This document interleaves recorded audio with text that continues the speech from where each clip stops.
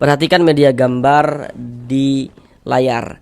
Sekarang perhatikan media gambar di layar. Di situ ada rumus mad tabi'i atau mad asli. Itu di samping panah, di situ kan ada bacaannya dah tuh. Nun sukun garis miring tanwin.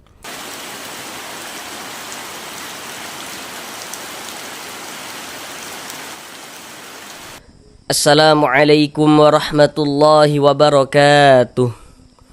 Jika memiliki permasalahan, belum lancar di dalam membaca Al-Quran, kemudian belum memahami ilmu tajwid, ataupun merasa kesulitan di dalam memahami ilmu tajwid Al-Quran, mari belajar mengaji Al-Quran di channel ini. Karena di sini kami akan berusaha untuk membantu saudara semuanya, baik bapak dan ibu yang sudah lansia maupun saudara yang masih muda, yang kiranya belum lancar dalam membaca Al-Quran, kemudian belum memahami ilmu tajwid. Maka di sini kami akan berusaha untuk membantu saudara semuanya, bapak dan ibu, agar dapat dengan mudah dalam memahami ilmu tajwid Al-Quran, supaya dapat memperbaiki, dapat melancarkan bacaan Al-Qurannya. Jadi untuk belajar tajwidnya nanti akan kami jelaskan dengan pelan-pelan ya. Harapannya itu semoga dengan penjelasan yang kami sampaikan dengan pelan-pelan tersebut, semoga untuk tajwidnya itu bisa langsung dipahami. Karena dengan kita mempelajari ilmu tajwid, kita memahaminya, kita bisa menerapkan dengan sendirinya ketika membaca Al-Quran, maka tentu akan memperbaiki bacaan Al-Quran kita. Semoga yang belum lancar bisa segera lancar di dalam membaca Al-Qurannya. Marilah bersama-sama kita lanjutkan kembali belajar mengaji Al-Quran kita dengan penjelasan ilmu tajwid yang nanti akan kami jelaskan dengan pelan-pelan, supaya dapat dengan mudah untuk bisa langsung dipahami, guna untuk memperbaiki dan untuk melancarkan bacaan Al-Quran daripada saudara semuanya, bapak dan ibu. Sekarang ini kita masuk pada surah Al-Waqi'ah ayat yang ke-90.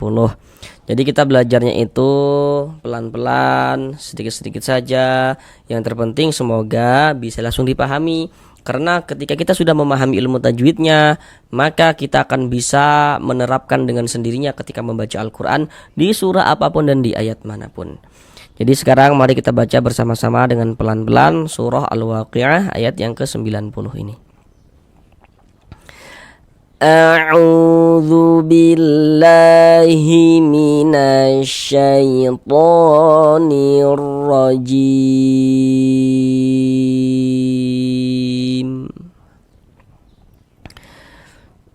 Bismillahirrahmanirrahim.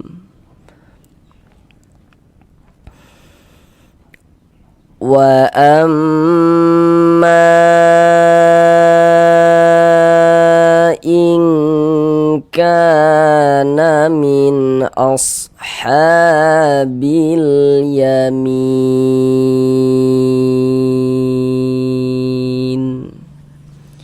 Sekarang marilah sama-sama kita pelajari tajwidnya dengan pelan-pelan. Yang pertama di sini wa amma. Di sini ada huruf mim bertasydid. Tanda tasydid itu seperti ini, seperti angka 3 terbalik ke atas atau seperti huruf W. Perhatikan media gambar di layar. Huruf nun yang bertasydid, huruf mim yang bertasydid itu hukumnya gunnah musyaddadah. Bagi yang masih pemula, yang belum mengetahui tentang hukum idgham, supaya kita tidak keliru dalam menentukan hukum tajwid, maka kita juga harus memperhatikan sebelah sininya nih. Nah, kita baca Al-Quran nih, bertemu kita di sini huruf mim bertasydid nih. Nah, tanda tasydid itu seperti angka 3 terbalik atau seperti huruf W. Nah, untuk kita memastikan betul nggak nih hukumnya adalah gunnah musyaddadah huruf mim yang bertasydid ini. Jangan-jangan nanti hukumnya idgham seperti itu. Maka supaya tidak keliru kita perhatikan sebelah sininya nih. Ini kan mim bertasydid, sebelah sininya nih, sebelah kanan mim bertasydid, sebelah kanan kita, ini mim bertasydid sebelah sininya nih. Kalau di sininya ini nggak ada, di sini non sukun, di sini juga nggak ada kan, di sini tanwin, di sini juga nggak ada, di sini mim sukun kan. Maka di sini dapat kita pastikan nih huruf mim yang bertasydidnya ini hukumnya gunnah musyaddadah seperti itu. Cara membaca gunnah musyaddadah, maka cara membacanya kita gunnahkan. Kita gunnahkan tuh ya kita dengungkan. Jadi di bagian amnya itu suaranya itu kita tahan. Kita panjangkan sejenak, kira-kira sepanjang 2 harokat. Wa amma, nah ditahan seperti itu. Wa amma. Kemudian ma dibaca panjang. Ini namanya adalah mad jaiz munfasil. Namun pada awalnya namanya adalah mad tabi'i. Kenapa kok bisa berubah menjadi mad jaiz munfasil seperti itu? Sekarang perhatikan media gambar di layar. Di situ ada rumus mad tabi'i atau mad asli. Jadi mad tabi'i atau mad asli itu dia memiliki 3 huruf mad. Apa saja huruf-huruf mad tabi'i itu? Seperti yang kita lihat pada media gambar itu, rumus 1 yang warna hitam, rumus 2 warna hitam, rumus 3 warna hitam. Nah, itu huruf-huruf mad. Kemudian di dalam Al-Quran, huruf-huruf mad itu bisa ditulis dalam bentuk seperti yang warna hitam, yang artinya dari segi tulisan dia tampak, kelihatan ada dari segi tulisan huruf madnya. Kemudian nanti huruf-huruf mad tersebut juga bisa tidak ditulis dalam bentuk seperti yang warna hitam itu, tidak ditulis dalam bentuk seperti warna hitam. Namun huruf madnya itu hanya dikira-kirakan, diganti untuk menunjukkan tanda panjang dalam bentuk tanda-tanda seperti yang warna-warna hijau itu. Jadi yang warna-warna hijau itu pada dasarnya adalah yang warna hitam seperti itu. Sedangkan ma ini dibaca panjang, penjelasannya itu terletak di rumus 3 yang warna hitam. Kami jelaskan dulu pelan-pelan cara memahami rumus 3 warna hitam. Di rumus 3 warna hitam pada media gambar itu, di situ kan apa kita lihat tuh, ada alif ya, ada alif. Sebelum alif ada baris fathah, ada harokat fathah, baris miring di atas tuh, baris fathah atau disebut juga dengan harokat fathah. Kemudian di bawahnya di situ ada titik-titik kan di situ. Nah, titik-titik di sana itu maksudnya itu letaknya huruf yang dibaca panjang, sebab dia memiliki tanda baca fathah itu tadi. Jadi kalau misalkan kita pahami dari awal, maka cara kita memahami rumus 3 yang warna hitam, yakni kalau kita membaca Al-Quran, apabila bertemu dengan huruf alif, ada huruf alif dulu syaratnya, ada huruf alif. Sebelum huruf alif ada huruf yang memiliki harokat fathah, ada huruf yang memiliki baris fathah. Maka huruf yang memiliki baris fathah tersebut dibaca panjang. Contoh dalam bacaan Al-Quran seperti ini. Di sini ada alif nih. Nah, cuman di sini alifnya itu disambung dengan huruf mim. Nanti ada juga huruf alifnya itu yang nggak disambung. Ada yang disambung, ada yang nggak disambung, begitu. Yang terpenting ada alif dulu. Sebelum alif ada ini nih, ada baris fathahnya. Nah, maka sehingganya huruf yang memiliki baris fathah ini dibaca panjang. Sehingga ma dibaca panjang. Ma dibaca panjang. Pada awalnya namanya mad tabi'i, sesuai dengan rumus 3 yang warna hitam. Kemudian mad tabi'inya bertemu dengan ini, dengan huruf hamzah, tapi di lain kata atau di lain kalimat. Maka dia berubah, mad tabi'i bertemu dengan huruf hamzah di lain kata atau di lain kalimat, maka dia berubah menjadi mad jaiz munfasil. Panjangnya mad jaiz itu dibaca panjang 4 sampai dengan 5 harokat. Walaupun ada juga yang membacanya dengan 2 harokat seperti itu. Nanti akan bertanya-tanya kan bagi yang belum tahu gitu. Loh, kok ini huruf hamzah bukan kayak ini huruf alif? Jadi bagi yang belum tahu, kalau ada huruf alif ada tanda bacanya. Ini alif nih ada tanda bacanya kan, ada barisnya, ada harokatnya. Huruf alif itu kalau dia memiliki tanda baca maka itu bukan huruf alif tapi huruf hamzah. Kita panjangkan. Wa amma inka. Di sini ada huruf nun sukun, ada huruf nun tanda sukun itu seperti ini. Huruf sukun itu disebut juga dengan huruf mati biasanya gitu. Sama aja maksudnya, huruf sukun, huruf mati itu maksudnya sama saja. Apalagi huruf sakinah itu maksudnya sama saja. Tandanya tuh seperti ini. Perhatikan media gambar di layar. Itu di samping panah di situ kan ada bacaannya dah tuh. Nun sukun garis miring tanwin. Jadi supaya kita tidak bingung dan membulatkan pembelajaran kita agar kita tidak kebingungan ya dalam memahami hukum tajwid nun sukun dan tanwin ini, yang perlu kita ingat kalau untuk awal-awal itu seperti ini. Kalau kita membaca Al-Qur'an, baca Al-Qur'an kita ya. Setiap bertemu dengan huruf nun sukun atau setiap bertemu dengan salah satu tanda baca tanwin ya, salah satu harokat tanwin, maka di situ akan terjadi hukum tajwid. Jadi kalau kita baca Al-Quran ada nun sukun atau ada tanwin, maka di situ terjadi hukum tajwid. Dengan kita memperhatikan huruf setelahnya. Dan harokat tanwin atau tanda baca tanwin itu seperti yang kita lihat pada media gambar itu, bentuknya dia ada 3. Nah, pasti di sini Bapak Ibu saudara semuanya sudah pada tahu. Kami sekedar mengingatkan kembali saja. Nanti ada baris 2 miring di atas huruf itu namanya fathatain. Ada baris 2 miring di bawah huruf namanya kasrotain. Dan yang satunya lagi namanya dhammatain. Nah, pokoknya kalau kita baca Al-Qur'an ada nun sukun atau ada tanwin, di situ terjadi hukum tajwid. Contohnya seperti ini. Di sini ada nun sukun nih. Berarti di sini terjadi hukum tajwid. Untuk menentukan hukum tajwidnya perhatikan huruf setelahnya. Nun sukun setelah sininya nih huruf kaf nih, nun sukun. Nah, sebelah sininya nih huruf kaf. Huruf kaf inilah yang harus kita ketahui huruf apa. Seperti yang kita lihat pada media gambar, huruf kaf itu termasuk salah satu huruf ikhfa hakiki. Jadi huruf ikhfa hakiki itu jumlahnya ada 15. Jadi supaya kita bisa menguasai hukum ikhfa hakiki, maka huruf-hurufnya harus kita hafal. Nah, jadi harus kita hafal. Harus betul-betul hafal.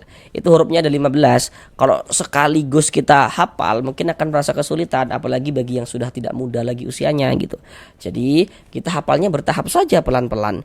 Setiap habis sholat hafal 2 huruf. Habis sholat hafal 2 huruf. Dalam sehari semalam itu ada 15. Dalam sehari semalam ada 5 waktu sholat. Maka di situ kita hafal dengan 10 huruf sudah. Di hari kedua maka kita sudah hafal ke 15 huruf tersebut begitu. Nah, jadi pelan-pelan saja. Sedangkan huruf kaf ini dia masuk pada ikhfa hakiki ab'ad. Kenapa kok dikatakan ab'ad? Karena dia itu jauh. Yang jauh itu apanya? Makharijul hurufnya. Jadi antara huruf nun dengan huruf kaf dari segi makhraj dia itu jauh gitu. Nah, sehingga dikatakan dengan ikhfa hakiki ab'ad. Kalau misalkan dulu Bapak Ibu pernah belajar tajwid atau pernah dengar orang baca Al-Qur'an, ketika membaca Al-Qur'an itu ada condong berbunyi ang. Nah, itu ikhfa hakiki ab'ad itu. Jadi tidak semua huruf ikhfa hakiki itu dibaca dengan condong berbunyi ang, tidak. Yang condong berbunyi ang itu kalau ada nun sukun atau tanwin bertemu dengan huruf qaf atau huruf kaf, itu saja. Selainnya tidak condong berbunyi ang, tidak dia gitu. Maka ini kita dengungkan. Jadi cara membaca ikhfa hakiki itu dibaca dengan dengungan. Kemudian disamarkan, kemudian didengungkan, digunahkan. Nah, yang dibaca samar itu apanya? Bunyi nun sukun atau bunyi tanwin itu kita baca samar. Nah, kita samarkan. Ingka, kemudian didengungkan atau digunahkan. Jadi bagian ing itu suaranya itu kita tahan, kita panjangkan sejenak ya, kira-kira sepanjang 2 harokat. Ingka, k dibaca panjang. Untuk di sini media gambar tidak kami tampilkan lagi supaya kita bisa langsung latihan, memaksa otak kita untuk bekerja lebih keras supaya dapat bisa langsung ingat dengan apa yang telah kita pelajari seperti itu. Kalau pada media gambar tadi itu letaknya itu di rumus 3 yang warna hitam. Tanda panjangnya mana? Sama dengan ini sebenarnya nih, sama. Ini alif nih. Ini alif. Disambung dengan huruf kaf. Ada alif. Sebelum alif ada ini. Ada baris fathah. Ada harokat fathah nih atau tanda baca fathah. Ada alif, sebelumnya ada baris fathah atau harokat fathah, maka huruf yang memiliki harokat fathahnya dibaca panjang. Sehingganya k dibaca panjang. Mad tabi'i panjang 2 harokat.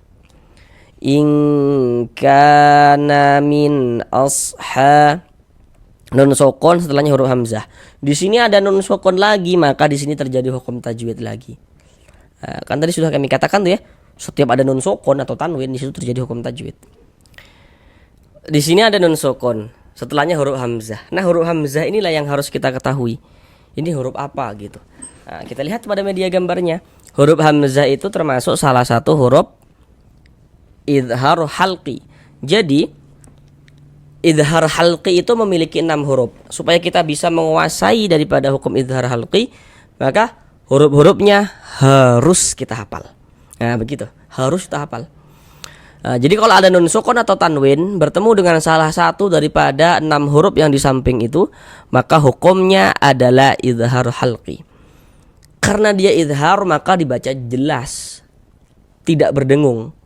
Nah, yang dibaca jelas itu apanya? Bunyi nun sukun atau bunyi tanwin yang kita baca jelas. Kemudian tidak didengungkan, maka baca pendek saja. Baca pendek. Min asha pendek gitu. Kemudian ha dibaca panjang. Kenapa kok ha dibaca panjang? Nah, perhatikan media gambar di layar. Perhatikan rumus 3 yang warna hijau. Nah, kami ingatkan kembali, untuk yang warna-warna hijau itu pada dasarnya adalah yang warna hitam. Jadi rumus 3 yang warna hijau itu pada dasarnya adalah rumus 3 yang warna hitam. Nah, begitu. Nah, sekarang perhatikan dulu rumus 3 yang warna hijau. Jadi kalau kita membaca Al-Quran, apabila bertemu dengan huruf, di atas huruf tersebut ada tanda seperti ini. Tanda harokat fathah berdiri. Harokat fathah itu kan dia bentuknya miring seperti ini. Tapi kalau harokat fathah bentuknya berdiri seperti ini, berbentuk alif kecil seperti ini, nah ini menandakan huruf itu kalau di atasnya ada tanda seperti ini dibaca panjang. Soalnya ha dibaca panjang. Nah, jadi kalau kita jumpai mad tabi'i, tapi mad tabi'i itu untuk menunjukkan tanda panjangnya itu dalam bentuk seperti ini, harokat fathah berdiri, maka di sini dapat kita kira-kirakan bahwasanya di sini ada alif sebelumnya harokat fathah. Ada alif yang sebelumnya ada huruf yang memiliki harokat fathah, dan huruf yang memiliki harokat fathah adalah huruf ha, dikarenakan huruf ha ini yang dibaca panjang begitu. Jadi dapat kita kira-kirakan dalam bentuk seperti rumus yang warna hitam. Mad tabi'i panjang 2 harokat, tanda panjangnya ini ha. Kemudian di sini bil yamin, di sini ada alif lam setelahnya huruf ya. Perhatikan media gambar di layar. Kalau ada huruf alif lam bertemu dengan salah satu daripada 14 huruf yang di samping itu, maka hukumnya alif lam qamariyah. Nah, coba perhatikan huruf ya. Huruf ya termasuk salah satu daripada kumpulan 14 huruf qamariyah kan? Ya kan? Nah, maka ini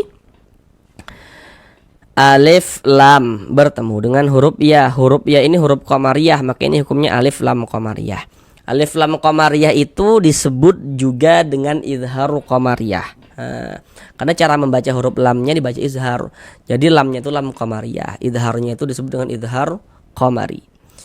Ashabil yamin, min dibaca panjang. Ini namanya adalah mad arid li sukun, namun pada awalnya namanya mad tabi'i. Nah, sekarang ini apa pula sebabnya nih dari mad tabi'i menjadi mad arid li sukun gitu. Sekarang perhatikan media gambar di layar, perhatikan rumus 1 yang warna hitam. Cara kita memahami rumus 1 warna hitam. Di rumus 1 warna hitam, di situ kan dapat kita lihat tuh ada huruf ya sukun. Sebelum ya sukun ada baris kasroh, baris miring di bawah tuh. Di atas baris kasrah di situ ada titik-titik kan situ. Nah, titik-titik di sana itu letaknya huruf yang dibaca panjang karena dia memiliki baris kasrah itu tadi. Tapi kita perlu memahaminya dari awal. Jadi cara kita memahami dari awal, yakni kalau kita baca Al-Quran bertemu dengan huruf ya sukun, ada huruf ya sukun dulu. Huruf ya sukun, sebelum ya sukun ada baris kasroh, maka huruf yang memiliki baris kasrohnya dibaca panjang gitu. Contoh dalam bacaan Al-Quran. Di sini ada huruf ya, ada tanda sukun. Sebelum ya sukun ada ini nih, ada baris kasroh nih, maka huruf yang memiliki baris kasrohnya dibaca panjang. Sehingga mi dibaca panjang. Nah, jadi kalau kita baca Al-Quran itu kita lihat kalau di sini ada huruf ya, ada tanda sukun. Sebelum ya sukun ada ini nih, ada baris kasroh, maka huruf yang memiliki baris kasroh dibaca panjang begitu. Atau ada huruf yang memiliki baris kasroh, setelahnya huruf ya sukun gitu. Sekarang ini mi dibaca panjang. Nah, ada tengok-tengok lah gitu kan ya kalau baca Al-Quran itu gitu. Kemudian mi mad tabi'i dia sesuai dengan rumus 1 yang warna hitam. Kemudian mad tabi'i bertemu dengan huruf yang disukunkan. Untuk di sini huruf yang disukunkannya adalah huruf nun. Maka mad tabi'i bertemu dengan huruf yang disukunkan ya. Sebab kita berwakaf, maka dia berubah menjadi mad arid li sukun. Panjangnya mad arid li sukun itu boleh dibaca dengan panjang 2 harokat atau 4 harokat atau 6 harokat. Tapi konsisten dalam setiap kali kita membaca Al-Quran. Maksudnya konsisten itu gini, kalau kita baca Al-Quran, jika mad arid li sukun kita baca dengan panjang 2 harokat, maka semua mad arid li sukunnya kita panjangkan 2 harokat. Kalau kita panjangkan 4 harokat, semuanya kita panjangkan 4 harokat. Enggak boleh selang-seling, harus konsisten. Huruf yang kita sukunkan huruf nun. Ini kalau kita berwakaf, kalau kita berhenti di huruf nun, kita baca yamin. Jangan dibaca yamini, ni baru berhenti berwakaf. Jangan, salah. Tapi kita baca yamin. Mengapa begitu? Jadi kalau kita membaca Al-Quran, kemudian kita itu berwakaf, kita itu berhenti di huruf yang tidak dibaca panjang, maka hurufnya kita sukunkan, kita matikan. Ini kita baca Al-Quran nih, berhenti di huruf nun. Karena di sini huruf nun nggak dibaca panjang, maka hurufnya kita sukunkan sehingga kita baca yamin. Kemudian di sini ada tanda wakaf, bentuknya itu lam alif. Ini namanya wakaf mamnu. Jadi maksudnya itu wakaf yang terlarang. Jadi artinya itu wakaf yang terlarang. Jadi maksudnya itu dilarang berwakaf. Jadi kalau menemukan tanda wakaf seperti ini, maka jangan berwakaf, jangan berhenti. Kecuali kalau wakaf mamnu itu terletak di akhir ayat. Ini kan terletak di akhir ayat 90 daripada surah Al-Waqiah ini kan. Maka di sini tidak apa-apa kita berwakaf di sini begitu. Karena dia di akhir ayat, tapi kalau di tengah-tengah ayat maka kita jangan berwakaf, wakaf yang terlarang. Sekarang mari kita ulang bersama-sama sekali lagi dari awal. Wa amma in kana min ashabil yamin. Sampai di sini belajar mengajar Al-Qur'annya. Sampai bertemu di pembelajaran yang berikutnya. Assalamualaikum warahmatullahi wabarakatuh.